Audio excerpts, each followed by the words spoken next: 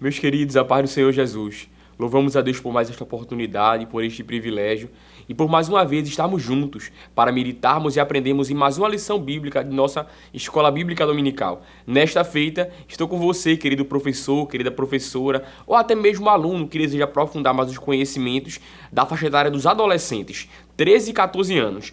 Hoje iremos dar continuidade aos estudos sobre a história do povo de Israel, a história do povo escolhido. Hoje iremos meditar e aprender um pouco mais sobre a conquista da Terra Prometida. Vimos na lição anterior um pouco sobre Moisés e Josué, com a maior ênfase no personagem de Moisés. Hoje, dando continuidade, iremos estudar um pouco mais sobre Josué e todos os seus adventos e algumas de suas ações e experiências com Deus encontradas no livro que leva o seu nome. Enquanto que o Pentateuco, que é também chamado de a Lei do Senhor, ela vem com o propósito de relatar a libertação do povo, a origem de todas as coisas através do Gênesis, a segunda lei a partir de Deuteronômio para uma geração que já tinha passado e uma nova queria entrar agora na terra de Canaã. O livro de Josué é o livro da conquista da terra, é o livro da tomada da terra de Canaã e do cumprimento da promessa do Senhor feita a Abraão, a Isaque, a Jacó e ao povo de Israel que saiu da terra do Egito. Mas, antes de qualquer coisa, precisamos lembrar onde a nossa lição está fundamentada, que é justamente a leitura bíblica em classe. A leitura bíblica de nossa lição está em Josué, no capítulo número 1, dos versículos 1 ao 9. E a mensagem de nossa lição, que seriam outras faixas etárias, o memorizando, está em Josué, capítulo 1 e o versículo 2, na versão NTLH, que é a nova tradução linguagem de hoje, que nos diz: "O meu servo Moisés está morto. Agora você e todo o povo de Israel se preparem para atravessar o rio Jordão e entrar na terra que vou dar a vocês." A nossa lição, como de costume, tem 3 objetivos principais, que são eles: mostrar que a história de Israel é marcada por grandes milagres, ensinar aos adolescentes a crerem no poder de Deus e, por fim, apontar a fidelidade de Deus mediante o cumprimento da promessa sobre a conquista da terra prometida. A nossa lição, ela vai trazer uma continuidade de eventos. O povo de Israel que sai do Egito, ele não entra de imediato na terra. O percurso seria de cerca de 3 meses, mas em decorrência da desobediência, da rebeldia e da insistência contra a vontade de Deus e a sua fidelidade e o seu cuidado, este povo agora vai peregrinar pelo deserto por 40 anos, porque Deus havia tirado o povo do Egito, mas era necessário tirar o Egito do coração do povo. Em virtude disso, Deus usa esses 40 anos para tratar o povo. Deus usa esses 40 anos para ensinar o povo e para preparar uma nova geração para que pudesse entrar em Canaã e não se corromper com todas as prostituições, idolatrias e tudo que era contrário à lei de Deus que era praticado pelo povo daquela terra. Este percurso de caminhada no deserto, de peregrinação, foi caracterizado e marcado pelo cuidado de Deus. De dia havia a coluna de nuvem e de noite a coluna de fogo.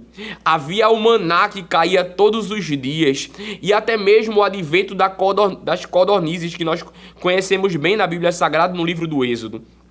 Bem como os milagres, como a água que saiu da rocha em 2 adventos, a água que foi transformada de amarga em doce e muitos outros milagres. Mas para esta nova geração que iria entrar na terra de Canaã, precisava se lembrar e conhecer o Deus de milagres que tirou o povo da terra do Egito. Haja vista que muitos deles não viram o mar vermelho se abrir, não viram as pragas, não viram a água sair da rocha, então precisavam saber que Deus era o mesmo que tinha libertado o povo e não havia mudado com o passar dos tempos. Por isso que quando Deus aparece para Josué no capítulo 1, ele deixa bem claro e diz para ele: "Assim como fui com Moisés, serei contigo, não te deixarei, nem te desampararei, contanto que sejas forte, corajoso, não deixes o medo tomar conta de teu coração e guardes e medites dia e noite na lei do Senhor." Este povo, que agora iria ser introduzido na terra de Canaã, começaria a passar por milagres, por grandes experiências, como um teaser, como um flash de tudo aquilo que Deus tinha preparado para realizar na vida dele. E a iniciar tudo isso, o primeiro milagre que eles experimentam é justamente a passagem do Jordão. Esta lição, querido professor, vai nos dar a possibilidade e a oportunidade de trazer à mente dos adolescentes e a compreensão que o nosso Deus é um Deus de milagres, que o nosso Deus é um Deus que domina os impossíveis e que aquilo que é impossível para os homens não é possível para Deus. É mais uma das possibilidades do Senhor. Nesta lição, vai nos dar a oportunidade de acender no coração dos alunos, ou talvez de reacender e fortalecer esta certeza de que nosso Deus tem todo o poder e para ele não há situação demasiadamente difícil. Como o próprio Cristo disse aos discípulos, aquilo que é impossível para os homens é possível para Deus. Assim como o anjo disse para Maria em Lucas, no capítulo 1, o versículo 37, porque para Deus tudo é possível, porque para Deus nada é impossível. Partindo desse pressuposto, vamos caminhando dentro dos tópicos da lição. A nossa lição tem 3 tópicos como de costume. O primeiro, a passagem pelo Jordão. O segundo, grandes batalhas. E por fim, a organização da terra. No primeiro tópico, que vai narrar sobre a passagem do Jordão, vale destacarmos alguns aspectos relevantes e demais interessantes desta passagem, deste milagre. Primeiro, este período que o povo atravessa o Jordão era o período de maior afluência das águas daquele rio. Era o período, muito provavelmente, da primavera. Neste período, as águas do Jordão estavam bastante tempestuosas e de uma grande proporção e de um grande fluxo. Diferente do advento do Mar Vermelho, que Deus abriu o mar em 2 colunas, o Rio Jordão, Deus ele cessa o fluxo da água que descia e faz uma grande coluna como uma parede para toda aquela geração, juntamente com Josué passar. Os sacerdotes iam na frente carregando a arca da aliança e ao molharem os pés nas águas, as águas do Jordão elas se erguem, o fluxo das águas elas param e faz-se como uma grande coluna e toda aquela geração passa em terra seca, a semelhança do Mar Vermelho, para mostrar àquele povo que Deus era o mesmo, que operava milagres, maravilhas e que cuidava de suas palavras e de sua promessa e velava para cumprir. Este momento vai marcar e vai também selar a certeza de que da mesma forma que Deus foi com Moisés, ele também era com Josué. O segundo advento que encontramos no livro de Josué, que é justamente o segundo tópico de nossa lição, é justamente a conquista de Jericó. A conquista da terra de Canaã, ela foi marcada por grandes batalhas. Ela foi marcada por grandes dificuldades e por grandes embates do povo de Israel com as nações que eram dominadores e conquistavam aquela terra. No livro de Josué, no capítulo 12, dos versículos 9 ao 24, vai nos mostrar isso, que Josué liderou o povo de Israel e derrotou cerca de 31 reis que lideravam as suas respectivas nações, para que assim o povo de Israel pudesse empossar aquela terra e assim conquistá-la e distribuir mediante as tribos de Israel. Não foi um período fácil, mas o Deus que fez a promessa, ele se responsabilizou por dar vitória ao povo, por gerar no coração dos inimigos o medo e por abrir o caminho através de milagres e maravilhas. Nós podemos ver, mediante a conquista de Jericó, mais um grande milagre que Deus fez através de Josué e diante de todo o povo. Mas o primeiro destaque se dá, e a nossa lição nos mostra, sobre a questão de Raabe, a prostituta. Esta mulher, ela vai tomar uma posição de fé. Ela vai assumir uma postura de alguém que acredita em Deus. Mesmo ela sendo cananeia, mesmo ela sendo de um povo pagão e iníquo, de um povo que não tinha aliança com Deus. Mas ao ouvir a fama do Deus que abriu o Jordão, ao ouvir a fama do Deus que abriu o Mar Vermelho e que deu vitória ao povo de Israel, ela vai ceder a sua casa para os 2 espias enviados por Josué para se abrigarem e se refugiarem. Da mesma forma que Moisés envia 12 espias para a terra de Canaã para sondar, para conhecer e ver o fruto da terra, Josué faz da mesma forma. Ele envia 2 espias nesta feita para conhecer a terra de Jericó e ver se na cidade havia fraquezas, dificuldades ou alguma possibilidade para que eles pudessem adentrar e assim conquistar. Raabe, por conta da sua fé, ela vai ceder a sua casa e através daquele momento ela faz uma aliança com o povo de Israel e com o Deus dos hebreus. E em virtude disso, somente ela e a sua casa é alcançada e é salva do advento da destruição das muralhas de Jericó. Passado o momento da expiação da terra, do conhecimento da terra, a Bíblia diz que depois da passagem do Jordão, Josué vai celebrar com o povo a primeira Páscoa. E depois deste momento, Deus aparece a Josué de fronte das campinas, como uma teofania, com a aparição de um homem, como um soldado, como um guerreiro. A semelhança da sarça ardente de Moisés, Deus aparece para Josué, para confirmar que estava com ele, para confirmar que daria a ele vitória e para mostrar que estava diante dele, independente de qual fosse a batalha e a dificuldade.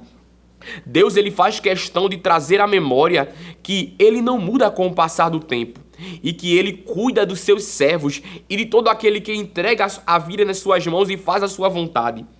Depois disso, Deus dá uma ordem para Josué e para todo o povo, que era cercar a cidade e rodeá-la 6 dias, cada dia uma vez, e no 7º dia dar 7 voltas na cidade, tocar as buzinas e dar um grito. Eram 13 voltas, um grito e um som de buzinas, e com isso as muralhas vão ao chão. Aqui dá a oportunidade de trazermos uma aplicação para os nossos alunos, que mesmo Deus nos dando a garantia, mesmo Deus nos fazendo promessas, mesmo Deus mostrando que as suas mãos estão estendidas, nós precisamos assumir um posicionamento, nós precisamos fazer a nossa parte, nós precisamos obedecer a direção dada pelo Senhor. Deus garantiu que as muralhas iriam ao chão, mas foi necessário dar 13 voltas, tocar as buzinas e dar o grito, para que assim as muralhas ruíssem. Outro detalhe muito importante desta passagem é que as muralhas não caíram nem para frente, nem para trás. Elas ruíram de baixo a cima. E somente a casa de Raabe e a sua família foi preservada daquela destruição. Dando continuidade, já dentro do tópico 2, vamos encontrar o aspecto da Batalha de Gibeão. Aqui nos traz à luz algumas questões e alguns detalhes e lições que podemos aproveitar e abordar com os nossos alunos em sala de aula. A primeira é que nem todas as coisas que parecem ser são. Como o velho ditado popular que ouvimos, nem tudo que reluz é ouro, nem tudo que aparenta ser. E diante de nossos olhos naturais são, quer dizer o que verdadeiramente são. 5 reis, ou melhor, alguns reis se juntam do território de Canaã, de Gibeão e outros reinos se juntam para tentar fazer uma aliança de paz com o povo de Israel. Mas sabendo que eles, por serem tementes a Deus e os demais reis serem perversos e idólatras de outros deuses, o povo de Israel não faria aliança com eles. Em virtude disso, eles se disfarçam, se vestem com roupas velhas e trazem pães mofados para dizerem que eram viajantes distantes e assim enganam o povo de Israel. Estes, por sua vez, acreditam em suas palavras e cometem mais um erro. Além de acreditar, eles fazem aliança e fazem juramento em nome do Senhor que não fariam mal àqueles homens. Passados uns dias, eles percebem que eles eram cananeus. Percebem que eles haviam mentido, mas haviam jurado, haviam prometido, haviam feito aliança e em virtude disso não poderiam quebrar o pacto. E aqui já percebemos uma segunda lição através da batalha de Gibeão, através da aliança de Josué com os gibeonitas. É que não podemos tomar decisões sem antes consultar ao Senhor, que não podemos tomar decisões sem antes buscarmos um direcionamento de Deus, que não podemos dar um novo passo e assumirmos novos compromissos e fazermos aliança sem antes sabermos o que Deus tem para nós. como diz a Bíblia, do coração do homem vêm as preparações, mas a resposta do coração, a palavra final, ela vem do Senhor, disse o sábio Salomão em Provérbios. Mas, em virtude disso, o povo teve que enfrentar mais uma batalha. Esta batalha, por sua vez, mostrou mais um momento o poder, a grandeza e a majestade divina da glória do Senhor. Esta batalha de Gibeão, ela é caracterizada por dois grandes milagres, por dois grandes feitos do Senhor, que se encontram em Josué no capítulo 9 e no capítulo 10, mais precisamente no capítulo 10. O povo de Israel vai entrar em batalha contra 5 grandes reis dos amorreus que se levantam contra Gibeão e as nações que estavam à sua circunvizinhança. E Josué, por ter feito aliança com aquele povo, ele se prontifica junto com seus valentes e com o exército de Israel para batalhar contra aqueles reinos. Por sua vez, a batalha se estende. Os reis, eles recuam porque foram pegos à noite, pegos de surpresa pela estratégia de Josué.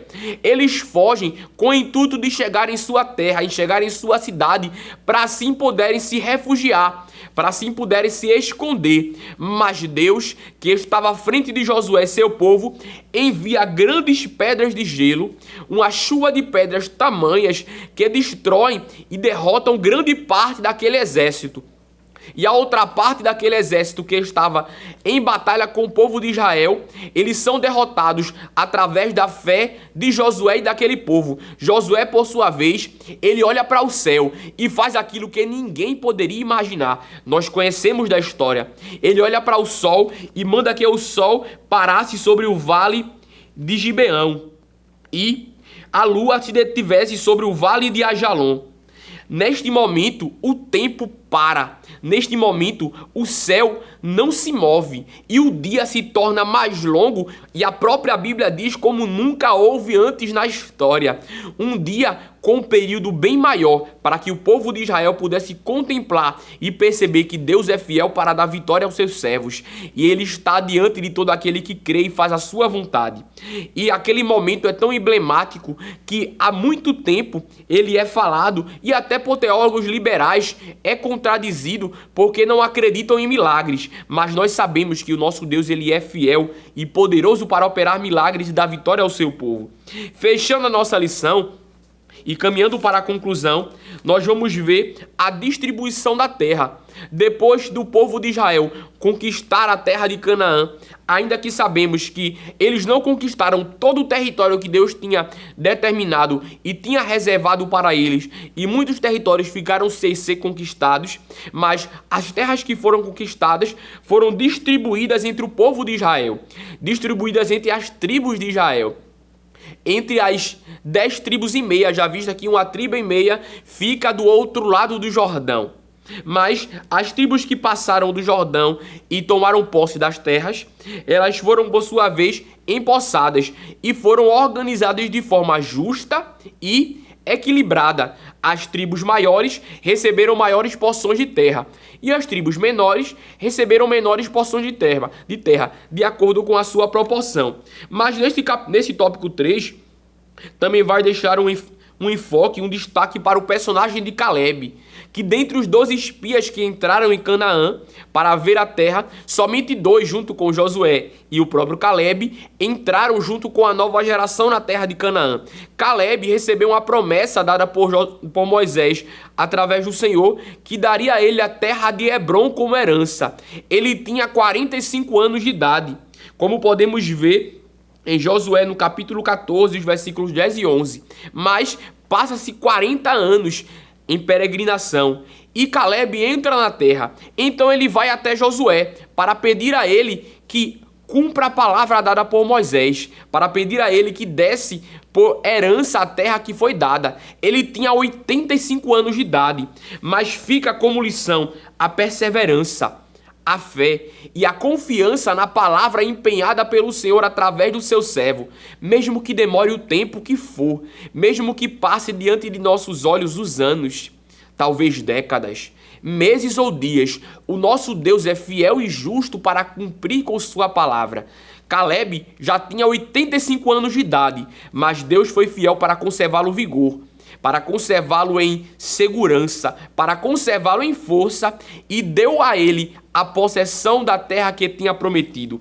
Esta lição, querido professor, é maravilhosa e ela vai nos dar grandes possibilidades para trabalharmos com nossos alunos e mostrarmos a eles que nosso Deus continua fazendo milagres, que nosso Deus é poderoso para nos dar vitória e que Ele é fiel e justo para cumprir com todas as suas promessas. Que Deus te abençoe, que Deus te conceda uma aula rica, produtiva e cheia da graça do Senhor e te ilumine e te conceda muita sabedoria para que possa abordar os tópicos e assim ser canal de Deus para o seu aluno. Lembre de curtir, de compartilhar e também deixar o seu comentário para que possamos melhorar e a cada dia evoluir para a glória do nome do Senhor e também ser canal de bênção para a tua vida. Deus te abençoe e até a próxima aula. Que o conhecimento é capaz de mudar a vida de quem lê, a gente já sabe. E que livro você pode comprar em qualquer livraria. Mas nós transformamos 100% do nosso lucro em mudança de vidas, através da ação social, evangelismo e missões. Ao adquirir qualquer um de nossos produtos, seja presencial ou à distância, você está investindo em alguém. Na próxima vez que você for comprar livros ou artigos evangélicos, não vá em qualquer lugar. Vá na Livraria Arca Missionária. Uma nova história começa quando você compra aqui. Agora você pode fazer a sua contribuição através do Pix, uma operação rápida, segura e sem custos. Abra o aplicativo do seu banco, clique na opção Pix e em seguida vá na opção Transferência. Depois é só digitar a nossa chave Pix, que pode ser o nosso CNPJ 11 120 490 0001 86. Nosso e-mail contribua@eadalp.org.br ou nosso celular 81 98883 2755. Verifique se a contribuição é para a Igreja Evangélica Assembleia de Deus em Abreu Lima, Pernambuco. Confirme a transferência e depois siga o procedimento do seu banco. Anote nossas chaves Pix para não esquecer. CNPJ 11 120 490 0001 86.